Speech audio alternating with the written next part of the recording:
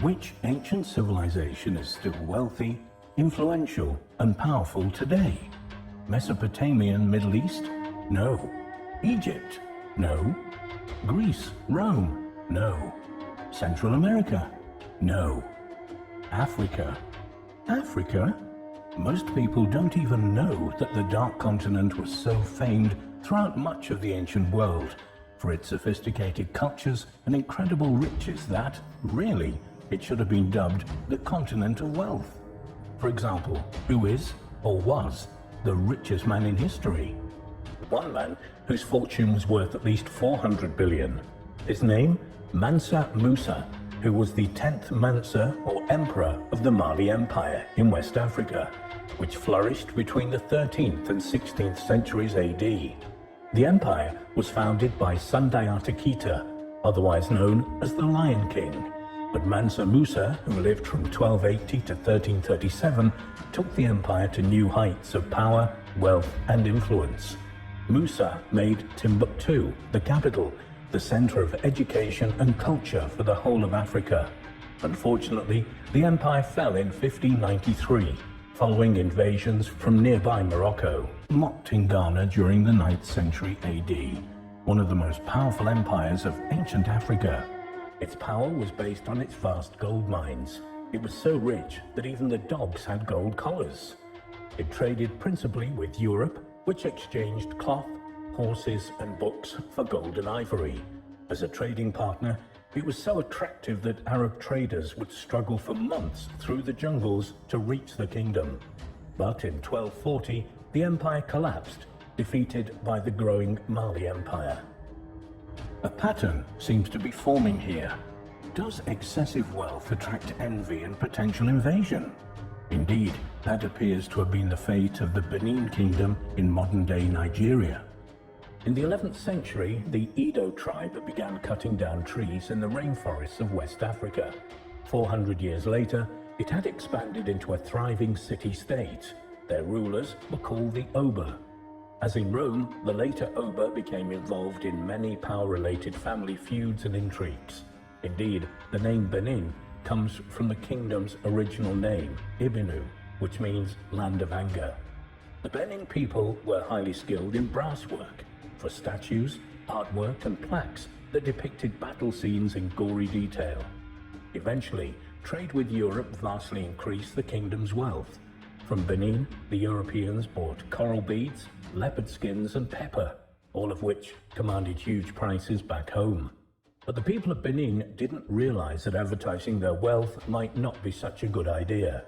And so, in 1897, Great Britain sent in its army and navies, destroyed all trace of Benin's culture, took anything of value, and simply added the land and its rich natural resources to its own growing empire. Another example from ancient Africa of it's safer not to flush the cash was Carthage, founded in 1814 BC by Dido, daughter of the king of Tyre and famed for her beauty. Earlier, following the murder of her husband, she'd fled Tyre, sailed to the coast of North Africa, and established the city-state of Carthage in modern-day Tunisia. It became extremely wealthy, as its people were exceptionally skilled in furniture crafting that was in great demand throughout the ancient world. Under Dido, the city-state wrote a sophisticated constitution, ensuring human rights for every one of its citizens. Unfortunately, Carthage became so prosperous that it attracted the attention and envy of Labas, the king of Mauritania. He told Dido's envoys that she should be given a choice, either marry him or he would destroy the city. At first, her envoys just mentioned that Labas intended invading Carthage, and Dido declared that anyone who would not give their lives to defend Carthage was a traitor. They then mentioned the marriage, and Dido realized that she was trapped by her own words. She had no choice.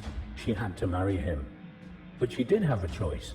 She built a huge funeral pyre, which she claimed was in memory of her murdered husband, and, as it burnt, threw herself upon it and fell upon her sword. Eventually, Carthage was plundered and burned during the expansion of the Roman Empire. And during the expansion of the British Empire, One very wealthy civilization that very nearly drove away its envious attackers was the Kingdom of Zulu on the coast of Southeast Africa. Its warriors were the most feared in the history of the continent. In 1818, the kingdom was established by Shaka Zulu after avoiding several bloody family feuds and murder attempts. The Zulu Empire rose in riches and fame thanks to Shaka's groundbreaking military tactics. He introduced the Ikilwe spear and created the incredibly effective buffalo horns formation. The two horns, or right and left flanks, encircled and pinned the enemy. The head between the horns would attack, and the loins or reserves behind the head would offer support. Their fearless and highly effective fighting techniques initially defeated the British in 1879, but their success didn't last long. Eventually they were overwhelmed by sheer numbers. In the Battle of Ulundi later that year, they were defeated. Apart from envious invasion, one of the most common reasons why an empire declines and falls is that it gets too big to manage. And this is exactly what happened to the Songhai Empire that became one of the world's greatest empires during the 15th and 16th centuries. It spanned thousands of miles over Western Africa. As with many other African empires, its wealth came from trade. A centralized government bureaucracy aggressively oversaw several thousand cultures, and nearly 250,000 troops kept everything under control. But its size became its downfall. The army broke into factions and civil war broke out. And by the late 1500s, this once mighty empire had disintegrated into small, squabbling kingdoms. And this was also the fate of a remarkable ancient African civilization that, today, virtually no one has heard of. It's called the Kingdom of Kush, located in present-day Sudan on the Nile Valley. Its rulers, after having invaded Egypt in the 8th century BC, actually declared themselves pharaohs and continued the dynasty.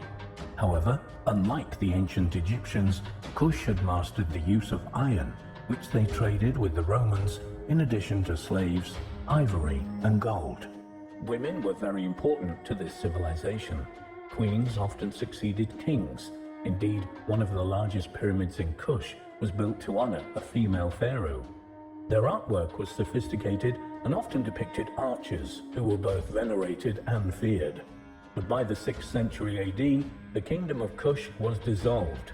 Roman invasions in the 1st and 2nd centuries had weakened it, internal power squabbles further destabilized it, and Christianity had replaced the old ways of the pharaohic religion. Invasions, power squabbles, too big to manage. These are common themes in why empires collapse. But sometimes, ancient civilizations just seem to have disappeared without trace and without explanation. And one such nation is known as the Land of the Gods.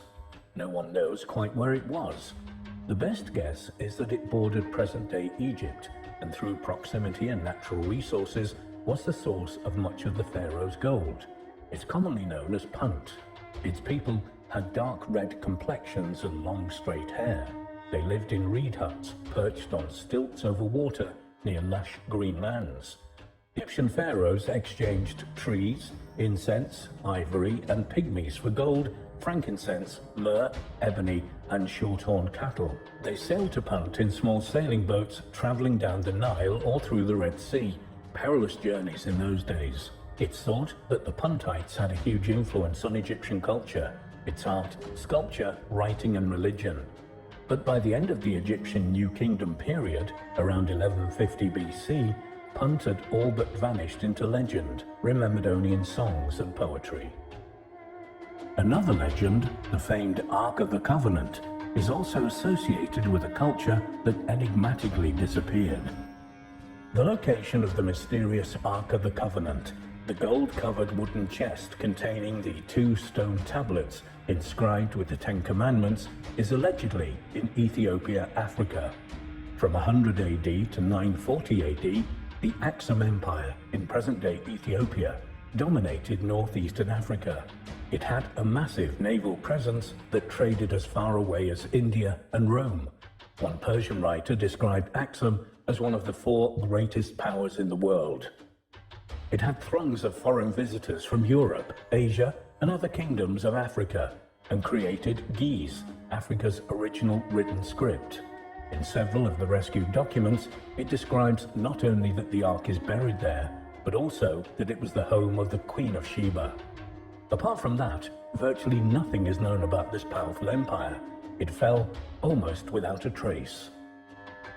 But the weirdest instance of a disappearing civilization is probably the Nok culture that existed in modern-day Nigeria from about 900 BC until 200 AD. Weird, as in an obsession with ugliness. Their terracotta life-size sculptures are noted for gross distortions of body parts, and in particular the head. They almost look like our representations of extraterrestrials, with elongated faces and exaggerated features.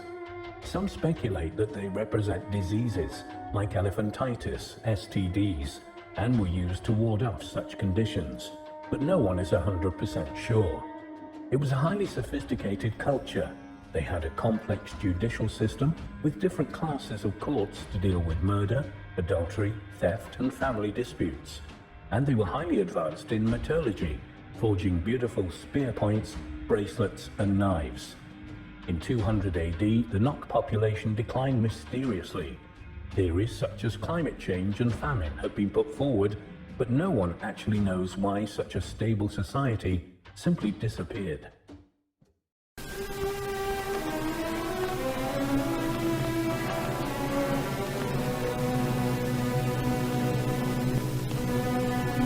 Don't forget to like and hit that subscribe button.